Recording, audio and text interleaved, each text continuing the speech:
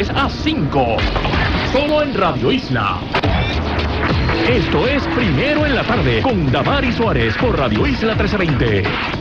Y hoy hablamos en esta parte de Primero en la Tarde sobre el cierre parcial del gobierno federal, como escuchábamos en las entrevistas anteriores aquí en el estudio el representante Antonio Soto. El efecto principal es el cierre parcial de algunos servicios y lo que podría ser la contracción económica que resulte de la falta de dinero que reciben los empleados o empleadas civiles que se quedan fuera, y a su vez el hecho de que no se den o se ofrezcan los servicios necesarios. Inicialmente, contrario a Puerto Rico cuando se dio el cierre del gobierno, bajo la administración de Aníbal Acevedo Vilá, fue por un tranque sobre una asignación de dinero. En el caso de Estados Unidos es porque no hay una disposición constitucional que cuando cambia de un año fiscal a otro, si no hay un acuerdo, literalmente no entra ningún presupuesto en vigencia. Se quedan sin presupuesto y sin dinero. Aquí hay una disposición constitucional que entraría en vigor o permanece en vigor el presupuesto del año anterior vigente. Hay una información sobre cuál es el efecto que tiene sobre los empleados en Puerto Rico. Cortés se encuentra en el centro de noticias y nos trae la siguiente entrevista. En Primero en la Tarde, actualidad. Muy buenas tardes, amigas y amigos de Radio Isla 1320.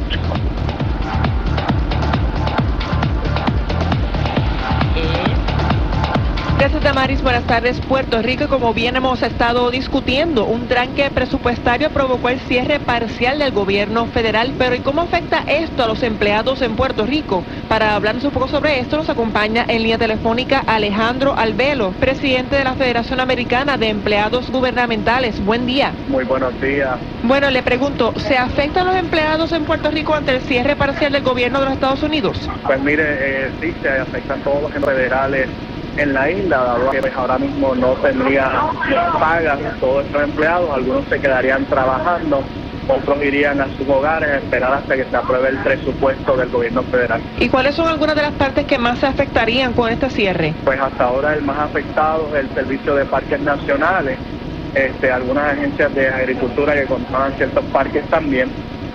Pero es devastador que nuestros parques, o sea, uno de nuestros mayores turísticos, esté afectado completamente por un cierre de ideales. O sea que los servicios o algunos servicios no se estarían dando en la isla.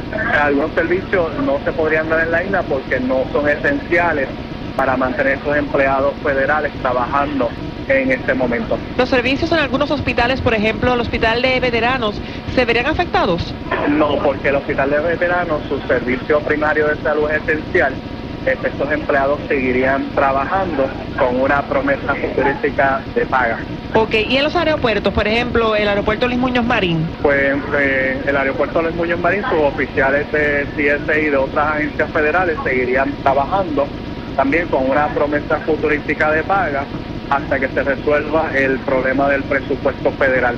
Pero todo empleado federal esencial se reporta a trabajar con la promesa de que se les va a pagar una vez se resuelva el problema del presupuesto. Por el momento no recibirían sus salarios, el salario estaría, o sea, recibirían el salario tan pronto se resuelva el asunto en Washington.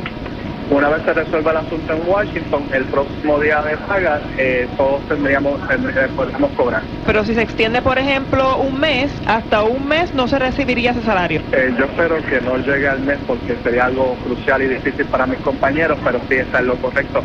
No se recibiríamos el salario por un mes. ¿Qué implicaría para los empleados de la isla el que se tarde tanto en resolverse este asunto, el que, como bien no esperamos que suceda, se extienda por semanas este tranque o este cierre? Pues mira, ahora mismo uno de los mayores problemas sería el económico, porque pues todos tenemos unos gastos diarios, esos gastos se van a aguantar por completo. Los negocios que viven de los empleados federales que van a almorzar no los tendrían, porque tendríamos que aguantar hasta el último dólar para poder ir a trabajar los empleados en y los que no están en casa. Y precisamente ese es posiblemente el problema inicial o el problema principal del cierre en una economía en contracción o que todavía no ha despuntado, donde hay problemas económicos en el sector privado, además del gubernamental. ¿Cuánto de eso puede afectar en Puerto Rico? De hecho, el presidente Obama mencionaba ayer, cuando se dirigió al país, que a nivel federal estaba comenzando a despuntar un cierre federal, podría ser desastroso. Obviamente en el caso de Puerto Rico, que ya la economía se encuentra en contracción, que los índices están básicamente, en vez de creciendo, están decreciendo cada día más, pues obviamente esta situación nos afecta más todavía. Lo que mencionaba el amigo que dirige la Federación de los Empleados Federales, por ejemplo, una persona que cobra su salario, pero que va a tener que ir a trabajar, de los 10.000 empleados federales, va a tener que ir a trabajar con la promesa de que se le pague posteriormente. Para que se le pague tiene que haber una legislación federal que autorice ese pago prestado. Si esa legislación no se aprobara, ese periodo lo trabajó, pero no lo cobró. Obviamente, esa situación o ese delay, ese retraso en el cobro de ese dinero va a causar un problema a nivel personal a esa familia, a esos 10.000 empleados civiles que quizás no van a poder pagar su casa, quizás no va a poder pagar su carro a tiempo, quizás no van a poder tener el dinero necesario para hacer las compras o para pagar el colegio de sus niños, y obviamente esas son las situaciones que se crean, que son colaterales, que quizás uno no ve de primera instancia, pero que sí impactan la economía de Puerto Rico. En el caso de los puertorriqueños, ¿cuánto puede afectar si algo positivamente que el secretario del Departamento del Trabajo haya anunciado esta tarde que el departamento va a pagar o financiar la nómina de estos empleados federales y que de alguna forma eso puede ser un plan de contingencia para detener un poco el efecto en Puerto Rico? Fue precisamente el llamado que le hice este servidor ayer al gobierno de Alejandro García Padilla a que ante ya la inminente venida del cierre federal se tomaran decisiones proactivas. Obviamente hay servicios que se pudieron haber afectado, como es el pago de nómina. En el caso del Morro, por ejemplo, cierra completamente. Si el gobierno estatal pudiera llegar a un acuerdo con el gobierno federal para asumir ese pago, pues obviamente la economía se afectaría menos. Pero hay servicios, y te los quiero puntualizar para que el pueblo de Puerto Rico esté claro. Los parques nacionales como el Morro, el Yunque, totalmente cerrados, afectan no solamente la operación diaria de ambos parques, sino también el área turística de Puerto Rico, que es el sector económico que ha tenido crecimiento. De todos los sectores económicos, el sector económico que ha tenido crecimiento ha sido el turístico, y ese se está viendo afectado con el cierre de estos parques. Plan de mitigación por parte del gobierno de Puerto Rico, no lo hemos escuchado. Alternativa que le propusimos ayer, oye, el Parque Forestal La Marquesa en Guaynabo era una alternativa para ofrecérselo a esos turistas, y así no detenían la economía. Y como ese te puedo mencionar otros ejemplos en distintas áreas. Gracias, representante. Quiero hacer una última pregunta. Usted está hablando, me dijeron que estaba designado del Partido Nuevo Progresista para hablar sobre este asunto. Cuenta con la confianza del presidente. ¿Usted cree, cuál es su candidato a la gobernación? Digo, ¿de qué te voy a hacerle preguntar? Yo soy muy sencillo, es una pregunta muy sencilla para mí. El Partido Nuevo Progresista se encuentra en una reorganización, está la elección para 2 vicepresidencias que están vacantes, hay 5 extraordinarios candidatos, compañeros del Partido Nuevo Progresista, que han abonado siempre al crecimiento de nuestra institución como partido. Yo no pretendo que mi posición influencie a ningún delegado. Pido la participación masiva de todos los delegados para escoger a los mejores candidatos a la vicepresidencia.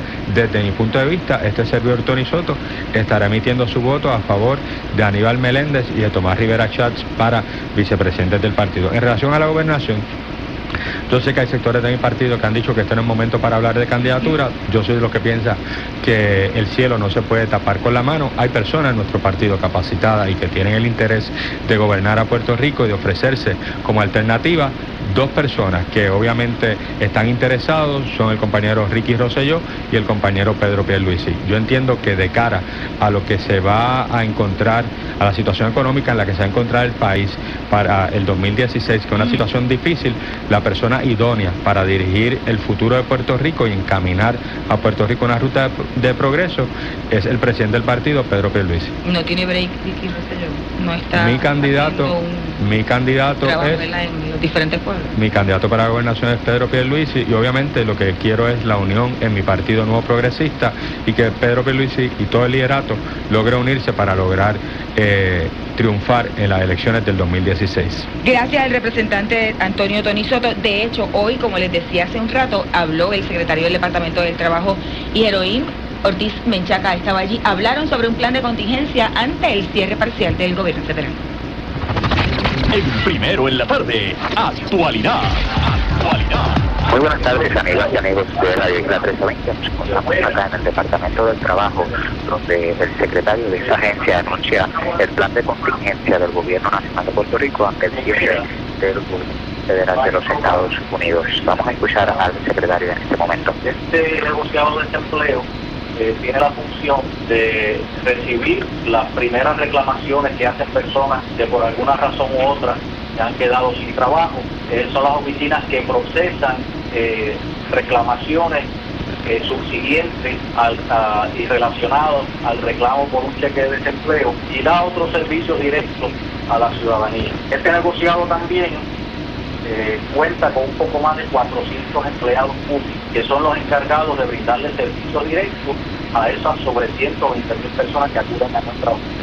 Ese programa, hasta las 12 de la noche de ayer, se sufragaba en su totalidad con fondos federales. O sea, el cheque sobre 120,000 personas y el salario de esas sobre 400 personas dependía hasta ayer a las 12 de la noche de fondos federales. Y el cierre federal, conforme a sus propios términos, hubiera supuesto que esos miles de beneficiarios hoy se quedaran sin servicios en las oficinas regionales del departamento. Hubiera supuesto también que esos sobre 400 empleados hubieran tenido que quedar en su casa, recibir salario alguno durante la duración del cierre del gobierno federal. Sin embargo, en aras de evitar que esto sucediera, el Departamento del Trabajo y Recursos Humanos ha asumido con fondos propios la totalidad de la nómina que hasta el día de ayer se sufragaba con fondos federales. Eso quiere decir que con esas determinaciones y reajuste presupuestario estamos asegurando que esos sobre 400 compañeros de trabajo, a pesar de que en teoría hoy hubieran tenido que dejar de trabajar hasta que se resuelva el asunto, puedan continuar trabajando y puedan continuar recibiendo no solamente su pago, sino también todos los beneficios marginales. Bueno, amigos y amigas, había escuchado al secretario del Trabajo, quien acaba de anunciar que al menos 400 empleados federales que trabajaban en Puerto Rico en oficinas del desempleo van a continuar laborando, ya que el gobierno de Puerto Rico estará asumiendo la totalidad de la nómina de esos empleados para que se puedan continuar llevando los servicios a los miles de ciudadanos que los reciben. Eso es todo por el momento para Radio Isla, Heroína Ortiz en Chapa. Muchas gracias al compañero. Más temprano en la mañana se había hablado sobre la implantación en Puerto Rico del Obamacare, y es que aunque se ha detenido el presupuesto del gobierno federal, no se ha logrado detener, aunque esa es la razón, la implantación de los servicios de la reforma de salud federal o la llamada Obamacare. En Puerto Rico, el gobernador anunció que habría la posibilidad de ofrecer un seguro de salud a 282,000 personas que actualmente carecen de él, con una inyección de 925 millones de dólares a Puerto Rico del gobierno federal por la nueva ley del seguro de salud federal. A las 4 regresamos con este tema aquí en Primero en la Tarde. Son las 3:36. Entérate de lo que pasa primero en la tarde. Solo en Radio Isla 1320. Pero también aquí se ha hablado sobre otros asuntos, y es que la operación del superacueducto sigue de alguna forma succionando millones en fondos públicos luego de 13 años de haberse iniciado sus operaciones. Y es que a pesar de que la Autoridad de Acueductos y Alcantarillados dice estar en una crisis económica fuertísima y que, como ustedes saben, se ha aumentado la tarifa del servicio de agua potable, ha decidido privatizar o dar a manos privadas la operación de ese llamado supertubo.